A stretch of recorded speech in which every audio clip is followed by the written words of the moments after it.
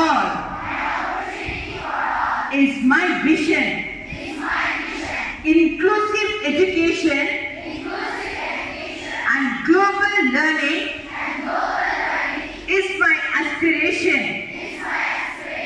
Any form of hatred and violence